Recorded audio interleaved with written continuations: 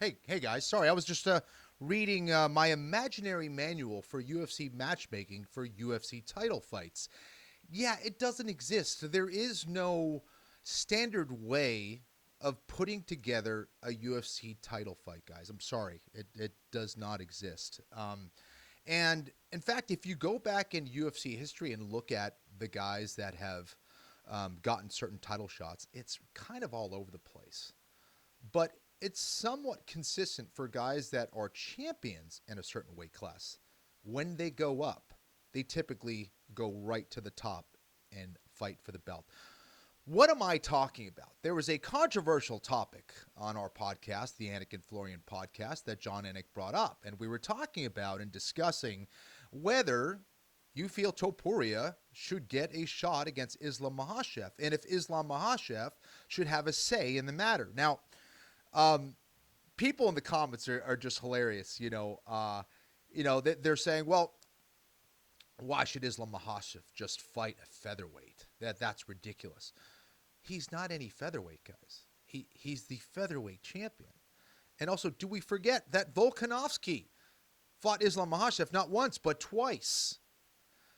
And people were super excited about that. They were all gung-ho about that fight. Both the first fight and the rematch. And yes, Volkanovski certainly defended his belt way more than Topuria. But he's also not as big as Topuria, in my opinion, size-wise. And it seems to me that Topuria is serious about that being a tough weight cut for him. So, yeah. And, some of you guys are talking about, like, the clearing out the division thing that he needs. Kenny, why'd you say clear out the division? I go further into that on the podcast than just the clip that's on my Instagram, but you can check that out on the Draftkings YouTube channel. But in what world do you guys think that Movsar Evloev or Diego Lopez is going to be more, a win over those guys is going to be more impressive than knocking out Max Holloway and Alexander Volkanovski within 10 minutes? In what world is that more impressive? And, now it's justified. What if he beats the number 5? Oh, well, you know what? Ilia still haven't cleared out the division, man. There's another, 150 guys in that division that you haven't beaten. So you got to beat those 150 guys first before you go up to lightweight. Like, it's ridiculous. Look at the history of it. Let's go to Conor McGregor. Did Conor McGregor even defend his belt at 145 pounds before he fought Eddie Alvarez for the lightweight title? He fought Nate Diaz twice at 170 pounds because that made sense. Then fought Eddie Alvarez at 155. All right, GSP, who was out for like years. Okay, for me, the GOAT. Love the guy. He's amazing. But didn't he get an immediate title shot against Michael Bisping? That he won, by the way. Israel Adesanya. He fought for the belt at 205 pounds, went right up to 205. He didn't have to prove himself against a 205-pounder, did he? He won the interim belt, right? Let's go to his stats. He won the interim belt. I think that was the fight against Kelvin Gastelum. Let's see here. Won the interim belt against Kelvin Gastelum, then unified and won the actual middleweight championship against Robert Whittaker.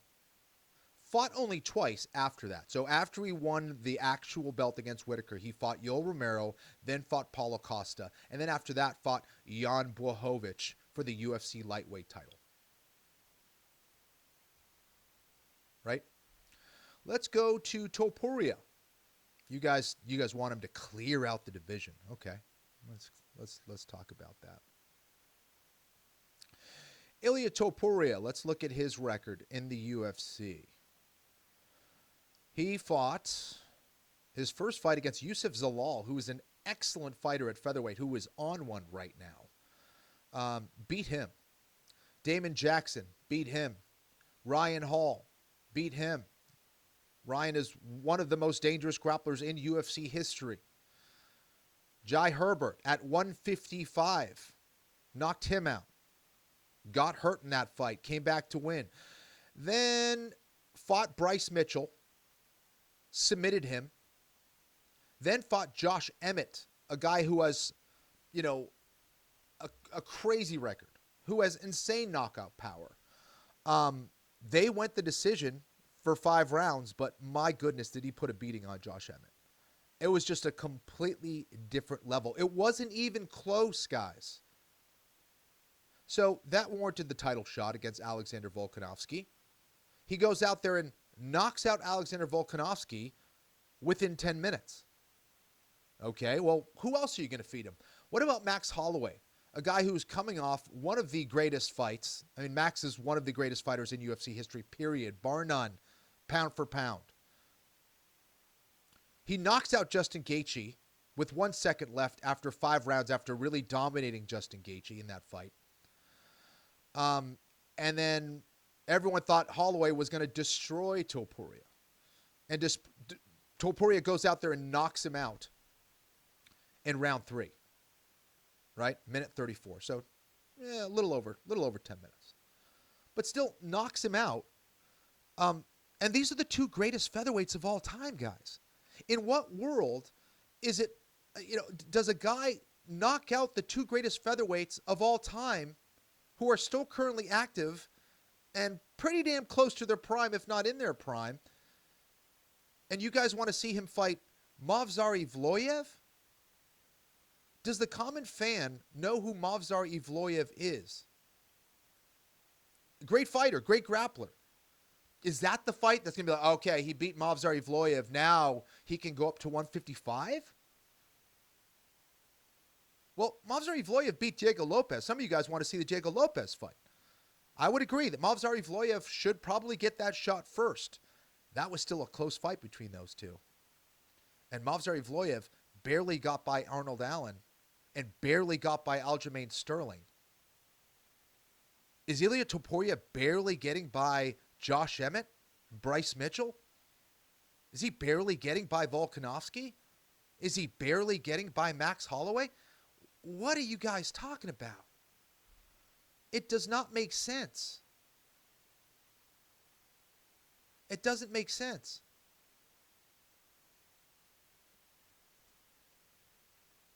And for Islam Makhachev, what is he going to do? What's the fight that he should make? Who's he going to fight? What's left for him? He has defeated Charles. Some of you guys want him to face Charles Oliveira. He already beat Charles Oliveira in dominant fashion by finish. That's not that interesting to me. Love Charles Oliveira, very exciting fighter. I don't think it goes any other way. He beat Dustin Poirier. He beat Renato Moicano, who was supposed to fight Arman Tsarukyan.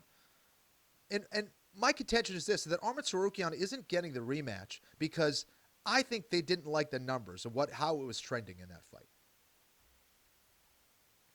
I don't think Arman Tsarukyan is bringing in pay-per-view buys. Doesn't mean he's a great fighter. He's a very good fighter. I'm not sure he beats Islam Makhachev, though. The UFC needs stars. And they want that guy that's going to be a huge pay-per-view draw for them. Those guys that are going to bring in 900,000 pay-per-view buys and more, right? Those million pay-per-view buys. That's what they're looking for. They don't have a whole lot of those. Those guys are either retired or about to retire. So the UFC needs this fight. I think Islam Makhachev needs this fight, whether he realizes or not. And that's that. Some of you guys are also bringing up Justin Gaethje.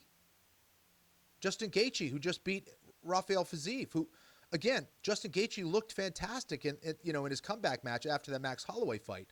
But does he deserve it over Topuria?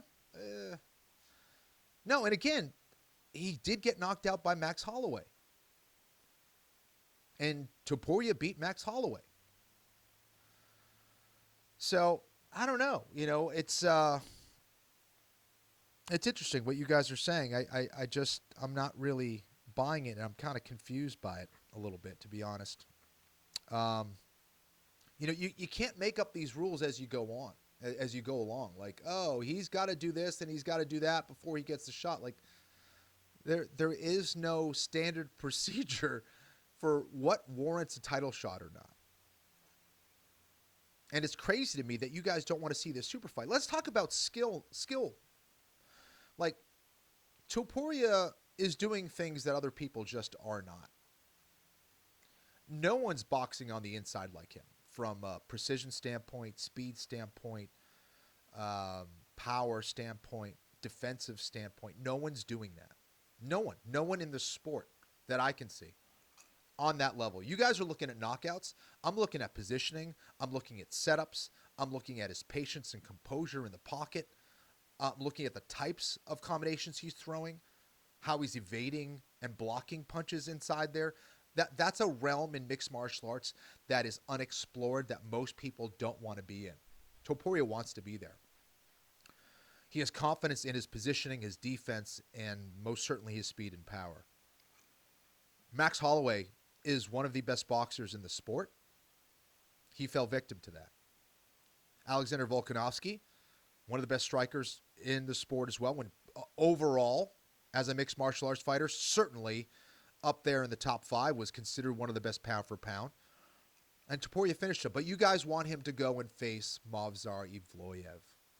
And you guys want him to face maybe a Diego Lopez, because he didn't clear out the division.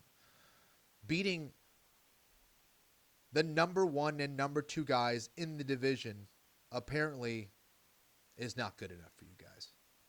Is that right? That really doesn't follow too well. To me, it doesn't make sense. But kind of wanted to get that out there, guys. You know, I saw a lot of kind of ridiculous comments about that. You guys having a problem with the clearing out the fight. Like, I don't know. Like, it's crazy. A guy wins a gold medal. There's one guy that wasn't able to run in the Olympics, but everyone thinks he's really good. It's like, no, man, you got to beat that guy. He didn't make it into the Olympics, but he's really fast, and you got to beat him. I know you already have the gold medal, but you got to race him before you prove that you're the best. Oh, and there's another guy coming up in college. He's super fast, best college sprinter right now. You got to beat him before we say that you. Like, come on, man. There is no standard operating procedure for who gets the belt. It's not the way it works. I love you guys, but you're crazy. If you have any other comments, put them down there. And love you guys.